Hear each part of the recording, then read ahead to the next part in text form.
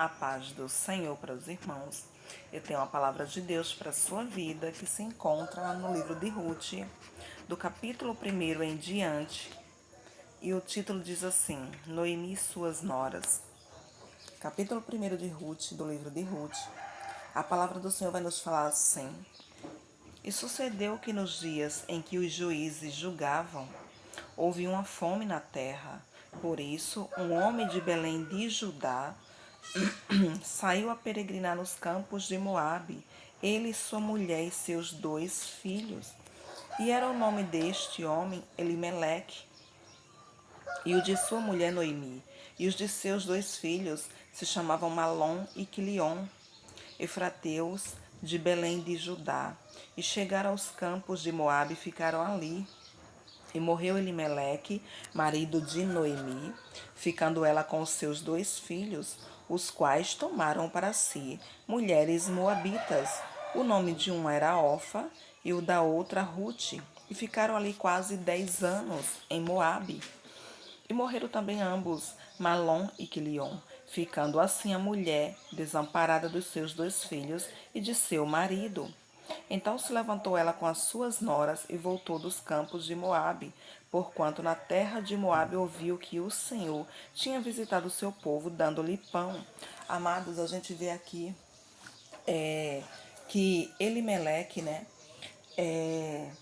ele pega sua esposa e seus 2 filhos e se muda para os campos de Moabe, porque naquela época, no tempo dos juízes, estava acontecendo uma fome em Belém de Judá, né? Em Belém de Judá estava acontecendo ali uma fome, entendeu? Uma escassez de alimento, e ele ali, para não ficar naquela situação, ele resolve se mudar para outro lugar. Elimeleque não consulta a Deus, ele não pergunta a Deus se é da vontade do Senhor essa mudança dele. Elimeleque, ele não se preocupa em perguntar para o Senhor dos Exércitos, para o Deus de Israel, se a mudança dele de Belém de Judá, da casa do pão, para os campos de Moabe, se seria da aprovação de Deus, se seria da vontade de Deus. Ele simplesmente pega a sua família, pega a sua esposa e seus 2 filhos e se muda para os campos de Moabe por causa dessa situação, dessa escassez de alimento em Belém de Judá. Belém de Judá significa casa do pão. Os campos de Moabe é um local de pessoas pagãs, de pessoas que adoram, cultuam a deuses estranhos, entende? Elimeleque ali tinha tomado a decisão de sair da casa do pão de Belém de Judá para ir para Moabe, um lugar de pessoas pagãs, um lugar de pessoas ímpias, um lugar de pessoas que não se importavam em adorar o Deus de Israel. Ele simplesmente sai sem consultar o Senhor dos Exércitos. Belém de Judá estava faltando pão, mas tinha a presença do Deus vivo. Belém de Judá estava escasso de pão naquele momento, mas tinha a presença do Senhor da glória, a presença do Deus de Israel. Porém, ele estava indo para um lugar que tinha alimento, tinha pão, sabe, tinha fartura, mas não tinha a presença do Deus dele, não tinha a presença do Deus de Belém de Judá, não tinha a presença do Deus de Israel. Era farta em pão, mas de presença do Todo-Poderoso era escassa. E ali ele toma essa decisão, não enxergando ele o futuro. Mas o Senhor dos Exércitos sabia do futuro, porque ele sabe o que irá acontecer em nossas vidas daqui a um segundo. E ele toma essa decisão. E tomando essa decisão, ele vai para lá. E chegando lá, a palavra do Senhor vai nos dizer que Noemi fica viúva, Elimeleque falece. Os filhos de Noemi, Malom e Quilion, se casam com mulheres moabitas, Ofa e Ruth. E ali, a palavra do Senhor nos diz também que posteriormente, né, eles passam ali quase 10 anos, os filhos de Noemi também falecem, e ficando ela sozinha, viúva, e sem os seus 2 filhos, e ficando 3 viúvas, porque antigamente viúva não tinha valor nenhum. Antigamente, as viúvas muitas das vezes padeciam necessidade. Se não fosse alguém ali para socorrê-las, para ampará-las, para ajudá-las. E ficando elas viúva, Noemi ali passa a saber que Belém de Judá volta a ter alimento. Deus abençoa outra vez Belém de Judá. E Belém de Judá agora volta a ter pão físico, entende? Volta a ter alimento. Porque o Deus de Israel tinha deixado o seu povo passar por uma situação adversa, mas ele não iria deixar para sempre. Era uma fase, era um momento difícil. Mas ele volta a abençoar o seu povo. E ele volta ali a prosperar o povo dele. E quando Noemi sabe que Deus volta ali a abençoar o seu povo, ela toma a decisão de voltar para Belém. E chegando ali, ela conversa com suas noras, despede ali as noras dela, né? Porém, as noras abraçam ela, beija ela, mas não quer deixar ela ir sozinha. Mas ali ela tem uma conversa mais profunda com suas noras. E Orfa toma a decisão de ficar com seu povo, de ficar com os seus deuses.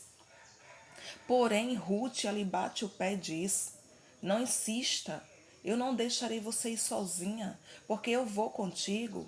Onde tu pousar, eu pousarei. O teu Deus é o meu Deus, o teu povo é o meu povo. E ali onde tu morrer, eu também serei sepultada. Ela ali toma a decisão, porque o Senhor dos Exércitos tinha um plano maior na vida de Ruth.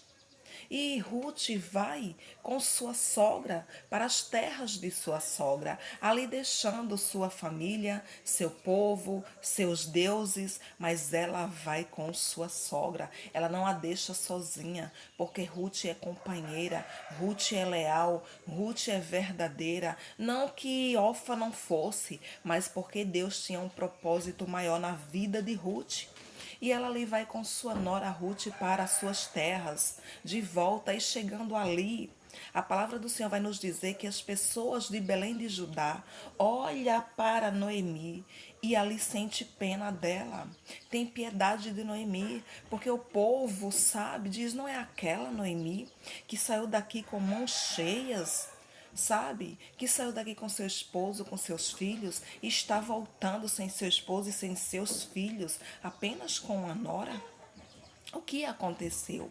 E ela diz ali para o povo dela, né? Não me chame Noemi, me chame Mara, porque eu estou amarga.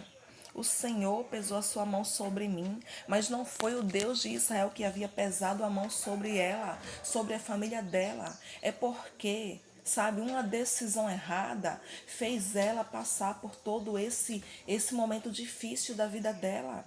A decisão errada de Elimeleque de ir para os campos de Moabe sem consultar o Deus de Israel, de sair da casa do pão só porque estava faltando pão, mas tinha a presença de Deus, e ir para um lugar que tinha pão, mas não tinha a presença de Deus, ir para um lugar que o povo daquele lugar não adorava o mesmo Deus que ele, mas era um povo pagão, um povo que cultuavam deuses estranhos e que fazia sacrifícios estranhos e que inclusive fazia também sacrifício humano. Era o povo moabita. Eles faziam sacrifícios humanos, né, que são os descendentes ali de Ló, com dos filhos de Ló ali, né, do incesto com suas filhas. E amados, quando você toma uma decisão errada na sua vida, quando você toma uma decisão na sua vida sem consultar a Deus, você irá colher, passar por momentos adversos e difíceis que nenhum ser humano gostaria de viver. Elimeleque, por causa da sua decisão, sabe, errônea, ele faz a família dele perecer, ele faz a família dele passar por momentos difíceis, ele faz a família dele colher frutos amargos. E mesmo assim somos nós. sabe? Quando tomamos uma decisão em nossa vida que nós não consultamos o nosso Deus. Porque tem decisões que o ser humano quer tomar que não é da vontade de Deus, que não é da permissão do Deus de Israel. Porque ele vê o amanhã, ele vê o futuro e ele sabe perfeitamente que tem certas decisões que irá fazer a gente perecer, que irá fazer a gente se precipitar, que irá fazer a gente cair num poço de situação e momento difícil, que irá fazer a gente chorar, ranger os dentes por causa de decisões erradas. Então, sabe, sempre que você tomar uma decisão em sua vida, sempre que você tiver para fazer uma escolha, consulte primeiro a Deus. Pergunte primeiro a Deus. Eu lhe garanto que Ele irá lhe responder. Ele não deixará você sem resposta.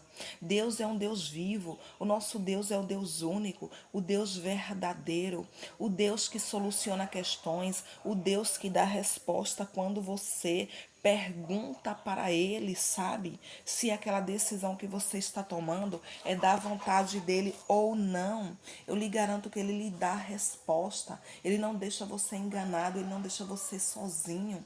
Mas o ser humano tem o mau hábito, o ser humano sempre tem o mau costume de tomar decisões em suas vidas sem antes consultar o Deus de Israel. Tem decisões que Deus não quer que a gente tome. Tem caminhos que Deus não quer que a gente adentre por Ele, que a gente passe por Ele. Porque é o nosso fim, é a nossa destruição, vai ser o nosso ranger de dente. Vai ser, sabe, o nosso choro, a dor da nossa alma.